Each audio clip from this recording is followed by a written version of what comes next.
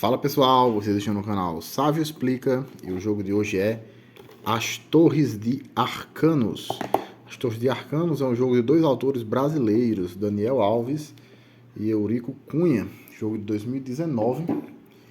E em As Torres de Arcanos nós vamos ser magos, ou melhor dizendo, escolas de magia, que vamos construir torres utilizando magia. Existe toda uma historinha lá dentro do jogo de que foi descoberta uma região lá no reino onde existe uma alta concentração de magia e agora todas as escolas de magia estão querendo construir as suas torres nessa região. E as torres vão ser construídas com a ajuda de magia e aquela escola que mais colaborar para a construção das torres será a grande vencedora. Então, como é que se joga? Para começar, pela preparação. Nós vamos ter aqui essas peças circulares que representam os andares das torres, certo? E nós vamos ter aqui esse saco de dados, certo? Vários dados aqui coloridos, muito bonitinhos, por sinal, que vão representar os pilares das torres. Cada jogador... É um jogo que dá para jogar de 2 a 4 jogadores. Cada jogador vai escolher a sua cor e receber os seus respectivos bonequinhos aqui, os seus peões que representam os membros da escola de magia. Os bonequinhos aqui que não são pintados representam os aprendizes e esse aqui que tem a pintura detalhada representa o mestre. É um total de 7 aprendizes e 1 mestre para cada jogador. Além disso, cada jogador vai receber também o seu livro de magia, certo? Os livros todos são iguais, diferenciam-se apenas pela cor, vermelho, azul, amarelo e verde. Eles são frente e verso, certo? Na frente você tem a descrição da magia em forma de texto e no verso em forma gráfica, certo? Então cada jogador vai receber essa cartelinha também que representa um livro de magia. Falaremos dela com detalhes mais tarde. Essas fichinhas aqui numeradas representam os pontos de vitória ou pontos de prestígio, como a regra chama. Você deve deixá-las por perto, ao alcance dos jogadores. Você vai procurar aqui nessas fichas que representam os andares das torres. Se você reparar bem, todas elas têm dois lados. Um lado que ele chama de lado A, que é diferente, cada andar tem um lado diferente, e um lado que ele chama de lado B, que é igual em todas as fichas. Você vai procurar 4 fichas, existem apenas 4, onde no lado B você tem essas estrelinhas roxas, certo? Então você vai procurar essas 4, que vão ser os 4 andares iniciais. Vai embaralhar, escolher um deles aleatoriamente para ficar no centro do tabuleiro, com o lado B voltado para cima. Os outros 3 vão ficar com o lado A voltado para cima, assim ao redor, em forma triangular. As peças restantes formam uma pilha que você deixa com o lado A voltado para cima, aqui por perto. E existe ainda essa outra cartelinha, que ele chama de Conselho de Magia, que vai servir para marcar as rodadas. E você também deve deixar por perto, certo? Escolhe-se um jogador inicial pelo método que você quiser. E esse jogador inicial irá receber o saco com os dados. E nós estamos prontos para começar a jogar. Então o jogo vai se desenrolar ao longo de uma série de rodadas. Em cada rodada, no começo da rodada, o jogador inicial, o jogador que tem o saco, irá pegar aqui aleatoriamente, sem ver, uma determinada quantidade de dados. Se você estiver jogando em 2 ou 4 jogadores, irá pegar 5 dados. Se estiver jogando em 3 jogadores, irá pegar 4 dados. Certo? Então vamos simular aqui, por exemplo, uma partida para 4 jogadores, eu escolheria 5 dados. Pegando aqui só contato, 2, 3, 4, 5. Os 5 dados são jogados e colocados ao alcance dos jogadores para formar uma reserva, certo? Então, começando pelo jogador inicial, cada jogador irá, na sua vez, realizar uma única ação muito simples. Ele vai escolher um dado, vai posicionar em uma das torres e, junto com o dado, ao lado do dado, ele irá posicionar um bonequinho, que poderá ser de de aprendiz ou de mestre e realizar o efeito correspondente. Cada um desses dados que ele posiciona vai ter um efeito, uma consequência do posicionamento. Você escolhe o dado, posiciona ele conforme as regras que eu irei explicar em seguida. Juntamente com o dado, você posiciona o bonequinho, vocês também já vão entender por que isso, e realiza o efeito correspondente de acordo com o local onde você posicionou o dado. Em seguida, passa a vez para o seu vizinho da esquerda, que irá fazer a mesma coisa. Escolhe um dado, posiciona ele em uma das torres, juntamente com o seu bonequinho, e assim vai até que sobre um dado, certo? Então, se vocês lembram bem, que eu acabei de explicar, em partidas com 2 ou 4 jogadores, são 5 dados. Então, para 2 jogadores, isso vai girar 2 vezes, né? Cada jogador os jogadores vão pegar alternadamente 2 dados. O primeiro jogador pega um, o segundo pega outro, o primeiro pega um novamente, o segundo pega um novamente e sobra um. Em partidas com 4 jogadores, também são 5 dados, com a diferença de que cada jogador vai pegar apenas um dado por rodada. Cada jogador pega um, sobra um no final. E em partidas com 3 jogadores, se vocês lembram, como eu expliquei ainda há pouco, são apenas 4 dados. Então cada jogador pega um e sobra um no final, certo? A lógica é sempre essa. Os jogadores vão em sequência pegando os dados, realizando as ações, e no final sempre vai sobrar um dado. Então vamos simular aqui uma rodada. Como eu disse, os dados representam os pilares que vão ser colocados nas torres. Digamos que o primeiro jogador seja um jogador amarelo e que ele escolheu este dado aqui, por exemplo, para posicionar. Quais são as opções de posicionamento que ele tem? Bom, isso vai depender das torres. As 3 torres externas, que são aquelas que têm o lado A voltado para cima, sempre tem aqui um requisito, uma exigência. Essa daqui, por exemplo, aceita que se coloque sobre ela qualquer dado vermelho, desde que os dados sejam diferentes. Então, se o primeiro jogador colocou aqui um dado, tem valores diferentes. Se o primeiro jogador colocou aqui um dado 5 vermelho, não se pode mais colocar nenhum dado 5. Nessa torre aqui, vão ter que ser outros dados da cor vermelha, mas com outros números. Esse outro aqui aceita dados dos números 1, 3 e 5 da cor roxa. Este aqui aceita dados dos números 1 e 2 na cor azul.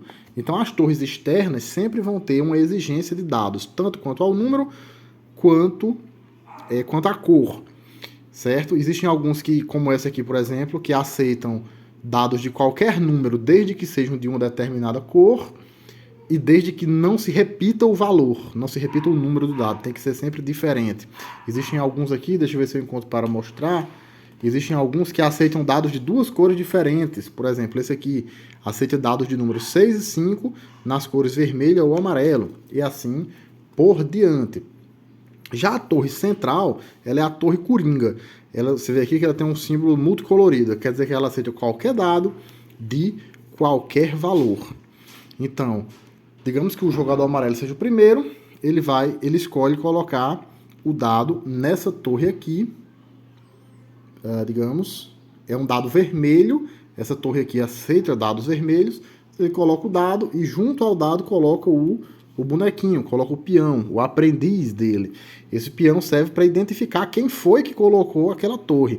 Como vocês verão mais adiante, é importante, num determinado momento do jogo, onde vão ser distribuídas pontuações, você saber quem é o dono de cada pilar. Então, ele vai colocar o dado aqui, na posição de pilar, e vai resolver o efeito.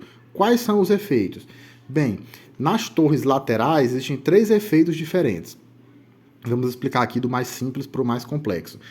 Se você posiciona um dado nessa posição aqui, você ganha simplesmente 2 pontos de vitória, 2 pontos de prestígio. Foi o que o meu jogador aqui, no nosso exemplo, teria feito. Colocou aqui 2 pontos de vitória para ele. Simples assim. Ele ganha as 2 fichinhas e guarda junto com ele. Esse segundo pilar aqui, esse segundo tipo de pilar que existe nas torres externas, ele vai lhe dar uma quantidade de pontos de prestígio equivalente ao andar da torre em que você se encontra. No momento, quando o jogo começa, todas as torres estão ainda no primeiro andar, né? No andar térreo.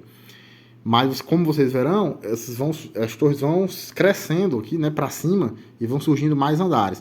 Então, esse segundo pilar vai dar ao jogador uma quantidade de pontos de vitória igual ao andar da torre em que ele está. Então, nesse primeiro momento, se eu colocasse, digamos que o próximo jogador em sequência fosse o verde, se ele colocasse... Ele não poderia colocar porque os dados que estão disponíveis não atendem aos requisitos. Mas só para dar um exemplo, digamos que esse dado roxo aqui fosse o 5. Então ele poderia, um dado número 5 roxo, ele poderia colocar aqui. Ele ganharia então, coloca o bonequinho verde para indicar que o dado é dele.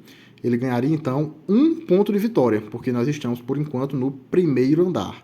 Então esse segundo tipo de pilar, ele vai se tornando mais vantajoso posicionar o dado lá à medida que a torre vai crescendo. E temos ainda o terceiro tipo de pilar, que é o mais complicadozinho de explicar, que é o pilar que lhe dá um outro bonequinho extra. Vamos lá, digamos que o próximo jogador fosse o azul. E também, digamos, só para facilitar o exemplo, que esse dado vermelho aqui fosse outro número. Porque sendo o número 5, eu não poderia colocar aqui, né? Porque o 5 já está repetido, o 5 aqui não pode. Tem que ser dados de valores diferentes. Mas vamos dizer que seja o 1 aqui só para facilitar o exemplo. Trata-se desse terceiro pilar aqui, que tem o desenho de um bonequinho com o sinal de mais. No momento em que o jogador coloca o dado neste terceiro pilar e coloca o peãozinho ao lado para indicar que foi ele, que ele é o dono daquele pilar, o que é que ele ganha?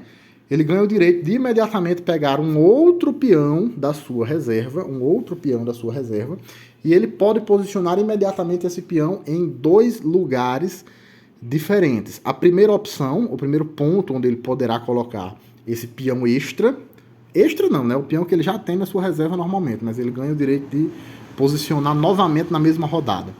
O primeiro ponto onde ele poderia posicionar esse peão é em outra torre, certo? Não pode ser na mesma torre onde ele acabou de colocar, em outra torre.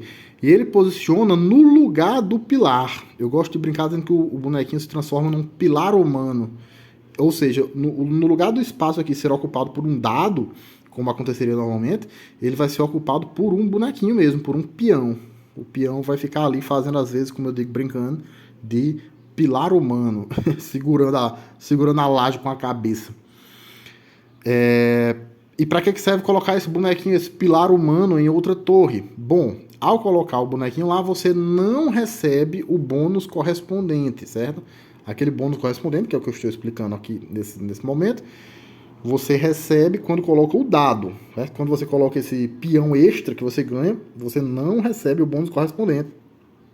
Ele vai ficar ali como um pilar humano, mas ele vai servir para quê? Para ser contabilizado no momento em que o andar for completo.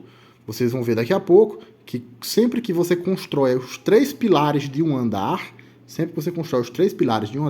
esse andar é completo, você coloca um novo andar em cima e contabilizam-se pontos. Então esse bonequinho aqui que está servindo como pilar humano, ele vai servir nessa contabilidade de pontos quando o andar for completo, o que eu explico já já.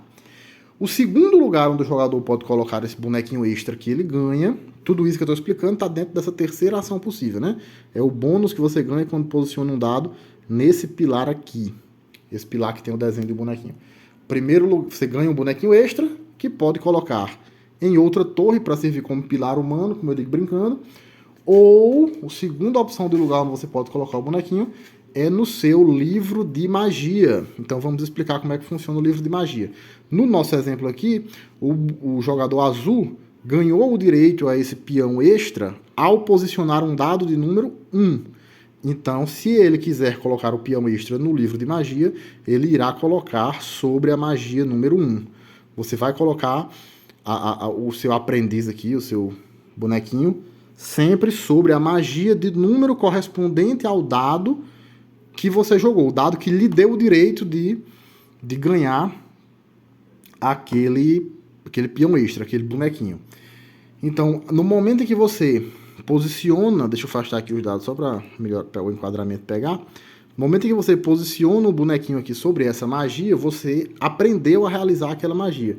É como se aquela magia estivesse ali disponível para ser utilizada. E à medida que o jogo vai rolando, você vai acumulando outros bonequinhos aqui sobre o seu livro de magia. Cada bonequinho, cada espaço desse que tiver um bonequinho sobre ele, representa uma magia que você é capaz de fazer. Quando você realiza a magia, você retira o bonequinho, ele volta para a sua reserva. E aí você não pode mais fazer aquela magia, certo? Então a magia só está disponível para ser feita enquanto tiver aqui um bonequinho sobre ela.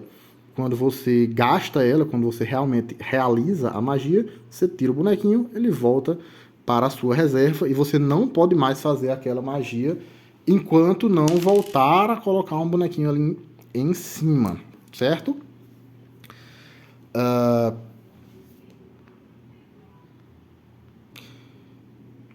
Então, de que se tratam então essas magias? Cada uma delas vai ser uma habilidadezinha especial que você vai ser capaz de trazer algum benefício. Você, na sua vez de jogar, você sempre vai poder usar quantas magias você quiser ou puder.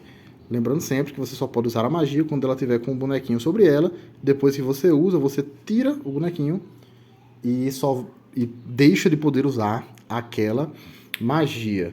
Mas antes de explicar os 6 tipos de magias que existem, vamos falar aqui da torre central, né? Até então eu estava explicando as 3 torres externas. Nas 3 torres externas, só recapitulando os 3 pilares, os 3 tipos de pilares que existem. Esse aqui, que tem o número 2, lhe dá 2 pontos de vitória. Esse que tem esse outro símbolozinho aqui, lhe dá um ponto de vitória para cada andar, né? Se você está no primeiro andar, 1 ponto de vitória, no segundo andar 2, no terceiro 3, assim por diante.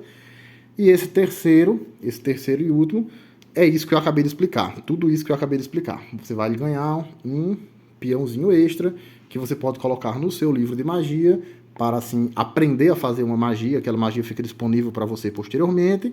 Ou colocar em outra torre para servir, como eu digo, apelidando de pilar humano. Você coloca ele no lugar onde normalmente você colocaria um dado, e vocês já vão entender para que isso serve. Isso nas torres externas. E na torre central?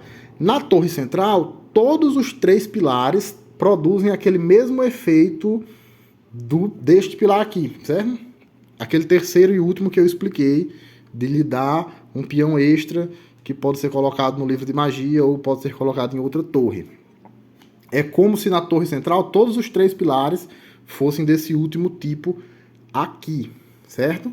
Então, na torre central você sempre pode colocar qualquer dado, ele não tem exigência nem quanto a cor nem quanto a número, e o efeito que você ganha ao colocar o dado lá é sempre aquele terceiro efeito que eu expliquei, de ganhar um peão extra, que pode ser colocado em outra torre, ou pode ser colocado no livro de magia. Então, estávamos simulando aqui uma partida para 4 jogadores, e digamos que rodou aqui a primeira rodada, né? Cada jogador escolheu um dado, colocou aqui e sobrou um. Lembra que eu disse? No final sempre vai sobrar um dado. Esse dado que sobrou vem aqui para esse tabuleiro do Conselho de Magia. Você coloca ele, mantém ele na mesma posição, coloca ele aqui. Isso serve para quê? Para marcar as rodadas. Numa partida com 2 ou 4 jogadores, nós teremos 8 rodadas ao todo. Numa partida com 3 jogadores, nós teremos uma 9ª rodada. Então você vai marcando, vai usando esse último dado que sobrou, vai sendo usado aqui, sendo colocado aqui, para contar em que rodada você está. E aí finalizou a rodada, o jogador que estava com o saco passa para o seu vizinho da esquerda, que vai ser o novo jogador inicial, né? O saco, a posse do saco serve também como marcador de jogador inicial, e repete-se o processo. Ele vai tirar os sacos, vai sortear, vai tirar os dados de saco, desculpem, vai sortear e começa tudo outra vez. Cada jogador na sua vez escolhe um dado, posiciona, realiza o efeito do dado. Bem, falta falar de quê? Falta falar primeiro do que acontece quando você completa um andar, certo? Sempre que você tiver os 3 pilares de um andar completados, certo? Tanto nas torres externas quanto nas torres centrais. E aí tanto faz se os pilares são dados ou se o pilar é o bonequinho naquele efeito que eu apelidei de pilar humano, certo? Aqui nós temos, por exemplo, um bonequinho que está fazendo as vezes de pilar e temos 2 dados. Então, completou. Sempre que você tiver os 3 andares, imediatamente você para o que estiver fazendo, pega a primeira fichinha ali daquela torre e coloca sobreposta, dando início, então, a um novo andar. Se for nas torres externas, vai ser sempre com o lado A voltado para cima. Se for na torre central, vai ser sempre com o lado B voltado para cima. Só que antes de posicionar o novo andar, antes de posicionar a ficha aqui do novo andar, você vai distribuir pontos de vitória. Sempre que se completa um andar, você vai distribuir pontos de vitória para os jogadores que mais contribuíram, que mais colaboraram para a conclusão daquele andar, certo? E que pontuação é essa? Bom, nas torres externas, o jogador que mais tiver colaborado na construção do andar vai ganhar 6 pontos de vitória. E o segundo jogador, né, o segundo que mais colaborou, vai ganhar 4. Em caso de empate, cada um dos empatados ganha 3. Na torre central, como é mais fácil, né? A torre central, é mais fácil colocar dados na torre central, já que ela não tem exigência, qualquer dado que você colocar lá tá valendo. Então, na torre central, vale menos pontos. Quem tiver mais colaborado, primeiro lugar ali no ranking de quem mais colaborou para construir aquele andar, ganha 3 pontos. O segundo ganha 2. Em caso de empate, cada um dos empatados ganha 1. Certo? Isso aqui vem escrito aqui no folheto do Conselho de Magia para ajudar a lembrar. Torres externas, 6 pontos para o primeiro lugar, 4 para o segundo, 3 em caso de empate. Torre central, 3 para o primeiro, 2 para o segundo, 1 em caso de empate. E como é que eu sei quem mais colaborou? Eu disse que essa distribuição de pontos é feita de acordo com o quanto você contribuiu para a construção daquele andar. E como é que eu faço isso? Como é que eu contabilizo isso?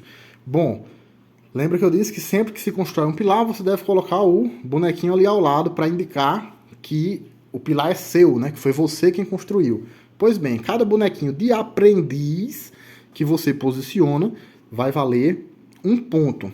E cada bonequinho de mestre vai valer 2 pontos. Então imagine, por exemplo, aqui na torre central. Eu tenho aqui o bonequinho vermelho, colocou um aprendiz lá. Imagine que numa rodada posterior, o amarelo coloque outro aprendiz lá. E em outra rodada posterior, o azul coloque um mestre. Então, como é que vai ser essa distribuição de pontos no momento de contabilização do andar? O azul, como tem um mestre, colaborou com 2 pontos. A regra chama de influência arcana. Os nomes bonitos que a regra inventa, né? Então, o azul tem 2 pontos de influência nesse andar, porque ele tem um mestre. O azul tem 2. O vermelho só tem 1 e o amarelo só tem 1. Logo, quem vai receber a pontuação de primeiro lugar é o azul, nesse nosso exemplo. O amarelo e o vermelho vão receber a pontuação de empate. Nesse nosso exemplo aqui, o azul receberia, já que se trata da torre central, o azul receberia 3 pontos, o vermelho e o amarelo receberiam 1 ponto cada. Nesse nosso outro exemplo aqui, o verde tem 2 pontos. Aqui não tem nenhum mestre, são todos aprendizes. Então, o verde tem 2 pontos e o azul tem 1. Como se trata de uma torre externa, o verde, nesse caso, ganharia 6 pontos, enquanto o azul ganharia 4. Certo? Então, é bem fácil de calcular. Cada aprendiz, que são os bonequinhos sem pintura, vale 1 ponto de influência, como ele chama, 1 ponto de influência na construção do andar, e cada mestre vale 2. Então você faz essa contabilidade, 2 pontos para cada mestre, 1 ponto para cada aprendiz, e assim você descobre quem é que está em primeiro, quem é que está em segundo, eventualmente quem é que está em terceiro, no nível de influência da construção daquele andar, e aí distribui os pontos conforme essa tabela. Nas torres externas, 6 pontos para o primeiro, 4 para o segundo, 3 para cada um dos empatados em caso de empate. Na torre central, 3, 2 e 1. Certo? Essa é a distribuição dos pontos que ocorre a cada vez que se completa um andar. e é, na verdade, a principal forma de ganhar pontos no jogo. É para isso que servem aqueles bonequinhos que eu apelidei de pilares humanos, certo? Porque quando você coloca eles lá no lugar de um pilar, você não vai ganhar o bônus que normalmente se ganha ao construir aquele pilar. Ele vai só ocupar ali aquele espaço. Em compensação, ele vai ser contabilizado na hora de você verificar a pontuação de quem tem mais influência na construção daquele andar. Tem um porém. Os bonequinhos, no momento que você completa um andar, os bonequinhos que estão ali acompanhando o dado, só para mostrar quem é o dono daquele dado, voltam para a mão do seu jogador. Mas o bonequinho que está sozinho, fazendo a vez ali de pilar humano, ele não volta, ele vai ficar ali, ele se transforma em parte da estrutura da torre e vai ficar ali empenhado para o resto do jogo. Essa pontuação que se ganha a cada vez que se conclui um andar, na verdade, é a principal forma de pontuar no jogo. Por último, para encerrar, falta explicar apenas as magias. Como eu disse mais cedo, você ganha o direito de fazer uma magia, graças àquela habilidade do terceiro tipo de pilar que eu expliquei, e também os pilares da torre central. Né? Na torre central, todos os 3 pilares são daquele último tipo, que é o mais complicadinho, que é o que lhe dá direito a um peão extra para ser colocado em outra torre, ou no livro de magia. Certo? Ele sempre vai ser colocado na magia correspondente ao número do dado equivalente, né? O número do dado que causou o direito de você ter aquele bonequinho ali. E quais são as magias, explicando uma por uma. De um lado nós temos em forma de texto, do outro nós temos de forma gráfica. Vamos explicar aqui de trás para frente. A magia de número 6, ele chama de troca. Você tem o direito de trocar o seu dado com outro da torre central. Então, na hora que os jogadores estão vendo ali aquela escolha dos dados, eu pego esse, uso a magia de troca e troco com um dos que estão aqui na torre central. Por exemplo, deixo o que eu peguei na torre central e pego o outro para mim. A lição número 5 é a permuta. Você troca seu dado com outro da concentração de mana. A concentração de mana é o quê? É aquele tabuleiro ali que serve para marcar as rodadas. Então, à medida que as rodadas vão se passando, vão sendo acumulados ali uma série de dados. Então, usando essa magia de número 5, você pode trocar o seu dado que você está na mão por um dos que estão ali. Você troca e, em seguida, usa o novo dado que você adquiriu. A lição número 4, metamorfose. Você pode usar o seu dado como se ele fosse de qualquer outra cor. Né? Você ignora a cor do dado, leva em conta apenas o número. A lição número 3, rotação. Você pode virar o seu dado para o lado oposto. Então, você pode, por exemplo, transformar um 4 num 3, um 1 num 6, um 5 num 2 e vice-versa. Lição número 2, matemática, onde você soma mais um ou subtrai menos um do seu dado. Então, por exemplo, um dado de valor 5, você pode considerar como se fosse um 4 ou um 3. Um dado de valor 1, você pode considerar como se fosse um 2 ou um 6, né? No caso, 1, se você soma menos 1, vira 6.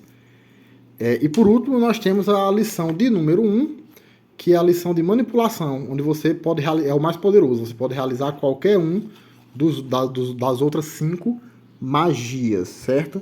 Então essas são as 6 magias que se pode realizar. Então o jogo dura até quando? Como eu disse, se forem 2 ou 4 jogadores, o jogo vai durar 8 rodadas.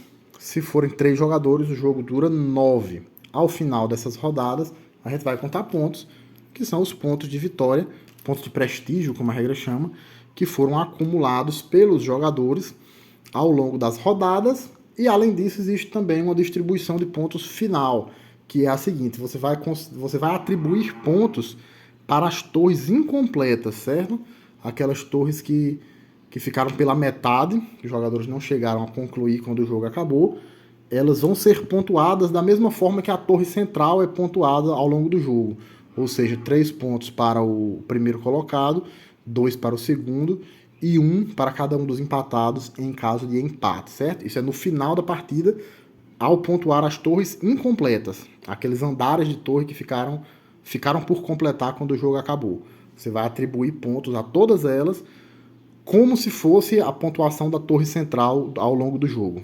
3 para o primeiro, 2 para o segundo e 1 para cada um dos empatados em caso de empate. Além disso, cada um dos bonequinhos que tiverem sobrado no seu livro de magia, certo? Que tiverem sobrado no seu livro de magia, ou seja, são magias que você tinha o direito de utilizar e não utilizou até o final da partida, ficou lá, acabou com elas na mão, também vai valer um ponto extra no final da partida. Contabilizados todos esses pontos ao final, aquele que tiver mais pontos é o grande vencedor. Então é isso. Esse foi o nosso jogo da semana. Joguem As Torres de Arcanos. Se gostou do vídeo, deixe seu curtir e seu comentário. Se inscreva no canal, ative as notificações e até o próximo jogo.